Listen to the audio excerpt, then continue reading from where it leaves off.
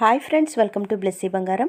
మన యొక్క ఏపీ రాష్ట్ర వ్యాప్తంగా ఉన్నటువంటి ఎన్టీఆర్ భరోసా పెన్షన్ లబ్ధిదారులకు మన యొక్క ఏపీ ప్రభుత్వం వారు ఒక లేటెస్ట్ అప్డేట్ అయితే విడుదల చేశారు. పింఛన్ల విషయంలో కొత్త రూల్స్ తీసుకొచ్చిన ఏపీ సీఎం నారా చంద్రబాబు నాయుడు గారు. అయితే ఆ రూల్స్ ఏంటి, పూర్తి వివరాలు నేను మీకు తెలియజేస్తాను. మన ఛానల్ని మొదటిసారి చూస్తున్నట్లయితే ప్లీజ్ సబ్స్క్రైబ్ అవర్ ఛానల్. పక్కనే ఉన్న బెల్ ఐకాన్ని ట్యాప్ చేయండి. ఆల్ అనే ఆప్షన్ని యాక్టివేట్ చేసుకోండి. ప్లీజ్ ఫ్రెండ్స్, లైక్ చేయండి. గవర్నమెంట్ నుంచి వచ్చే ప్రతి చిన్న అప్డేట్ ఎప్పటికప్పుడు నేను మీకు తెలియజేస్తూ ఉంటాను. ఆంధ్రప్రదేశ్ ప్రభుత్వం పింఛన్ల పంపిణీ ప్రక్రియను మరింత పారదర్శకంగా, సమర్థంగా మార్చేందుకు కొత్త మార్గదర్శకాలు జారీ చేసింది.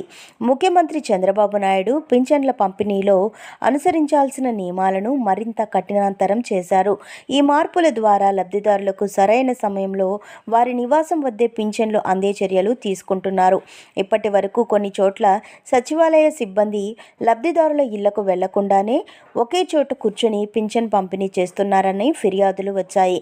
కొంతమంది లబ్ధిదారులు ఇతర గ్రామాల్లో ఉంటూ అక్కడే పింఛన్లు తీసుకుంటున్నారని గుర్తించారు. దీంతో ఇకపై ప్రతి లబ్ధిదారుడి ఇంటికి వెళ్లి పింఛన్ అందించాలని ప్రభుత్వం స్పష్టమైన మార్గదర్శకాలు జారీ చేసింది. గత ప్రభుత్వం హయాంలో వాలంటీర్లు 50 ఇళ్ల పరిధిలో పింఛన్ల పంపిణీ చేసేవారు. అయితే ప్రస్తుతం 3 వాలంటీర్ల పరిధిలోని లబ్ధిదారులకు ఒక క్లస్టర్గా చేసి గ్రామ సచివాలయ ఉద్యోగుల ద్వారా పంపిణీ చేస్తున్నారు. ప్రతి క్లస్టర్లోనూ 60 నుంచి 120 మంది వరకు లబ్ధిదారులు ఉంటున్నారు. అయితే ఈ విధానం కొంత భాగంగా ఉన్నప్పటికీ గత ప్రభుత్వం అమలవుతుందని అధికార వర్గాలు అంటున్నాయి.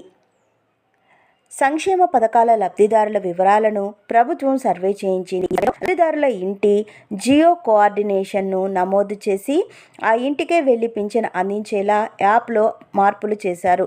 సచివాలయ సిబ్బంది లబ్ధిదారుడి ఇంటి వద్దకు కాకుండా మరో చోట పింఛన్ పంపిణీ చేస్తే యాప్లో ఆ వివరాలు నమోదవుతాయి.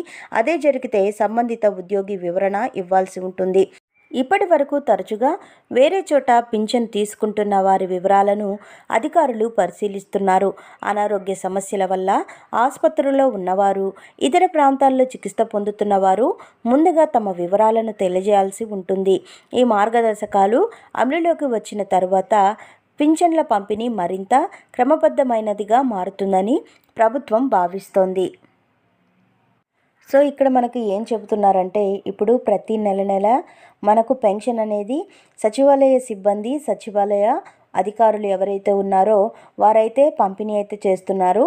వారు ఒక దగ్గర ఉండి వాళ్ళ పెన్షన్ లబ్ధిదారులందరినీ అక్కడికి వచ్చి పెన్షన్ తీసుకోవాల్సిందిగా చెబుతున్నారు. సో ఆ విధంగా కాకుండా మన యొక్క ఏపీ ప్రభుత్వం వారు ఒక కొత్త రూల్ అయితే తీసుకువచ్చారండి. సో ఈ సర్వేలో లబ్ధిదారుల ఇంటి జియో కోఆర్డినేట్స్ను నమోదు చేసుకొని ఇంటికే వెళ్ళి పెన్షన్ అందించే విధంగా ఒక యాప్ అనేది రెడీ చేశారు.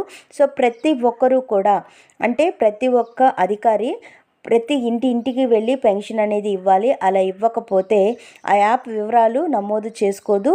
నమోదు చేసుకున్నప్పుడు వీళ్ళు అధికారులు ఎవరైతే ఉన్నారో వారు మన యొక్క ఏపీ సీఎం నారా చంద్రబాబు నాయుడు గారికి వివరణ ఇవ్వాల్సి ఉంటుంది. సో అలా కాకుండా ప్రతి ఒక్కరూ ఇక మీదటి నుంచి నెల ఇంటింటికి వెళ్ళి పెన్షన్ అనేది పంపిణీ చేయాలి అని చెప్తున్నారు.